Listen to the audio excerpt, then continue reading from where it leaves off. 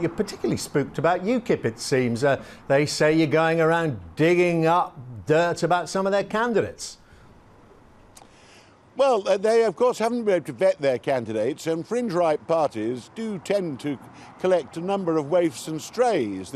Some of the ones they've sent to the members of the European Parliament, one of them got sent to prison, others had to send back a lot of money because of they all believed what they'd been saying about the Brussels gravy train and rather unwisely tried to take advantage of it.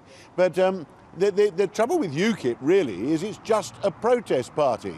It's against the political parties, the political classes. It's against foreigners. It's against immigrants. But it doesn't have any very positive policies. They don't know what they're for. And I think if you look at Italy, where they've just managed to come out of the mess they're getting into, it shows the dangers. If ordinary members of the public who are very angry about the political class, really, vote for people who are, in Italy's case, just comedians, a man called Beppe Grillo, and all sorts of men and women, some of them reputable, some of them not, with no idea on government or what they wanted to do. You create a bit of a crisis, create a mess. We're talking about running county councils here. You should send to the county council people who will control the council tax, carry on running it sensibly at a very difficult time of financial crisis. And no doubt most of the UKIP people are perfectly nice when they're having a drink, but I wouldn't send most of them to the county council. OK, waifs and strays, you've called them. I take it you're not a fan. What about the Prime Minister's comments some years back, fruitcakes and closet racists? I've met people who satisfy both those descriptions in UKIP. Indeed, some of the people who assure me that they're going to vote UKIP, I will put into that category, and I rather suspect they've never voted for me. But there are the temptation to ordinary voters of UKIP is these are very difficult times. The political class are regarded as having got us into a mess. The last government left chaos behind them. The present government's having a long, hard road to follow to get us back to normality. It's very tempting to vote for a collection of clowns or indignant, angry people who promise that somehow they'll allow you to take your revenge on the people who caused it. You should actually vote for people who you think are going to be sensible county councillors.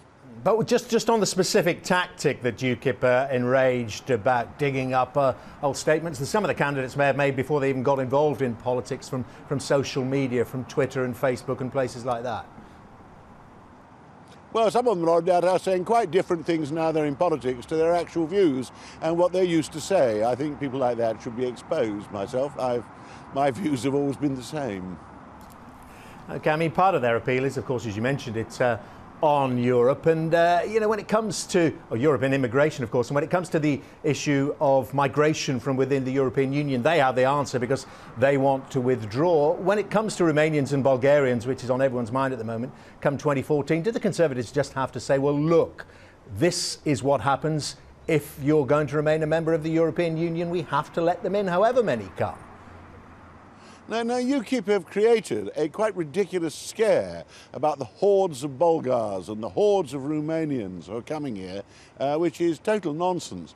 We do have rules which stop people coming here for benefit, coming here for the health service. We already have some Bulgarians coming and going. There's quite a population here. There's no particular reason to think this is going to change things.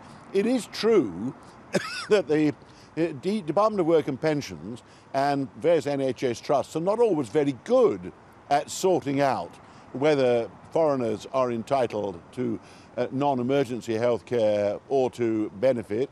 They should be entitled on a well-established rules, should have some reason for being here, be legally resident here, and so on, and they should be better enforced. But the idea that hordes of benefit-claiming Bulgarians are heading to the United Kingdom is a sort of daft issue which parties like UKIP raise. And until we actually get to the stage when people discover that their neighbourhood isn't suddenly full of Romanians, obviously they will continue to exploit it.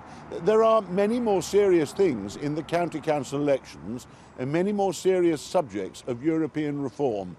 The British have perfectly good rules on benefit and health service entitlement. We should be better at enforcing them. But otherwise, we shouldn't let UKIP set the agenda in this way.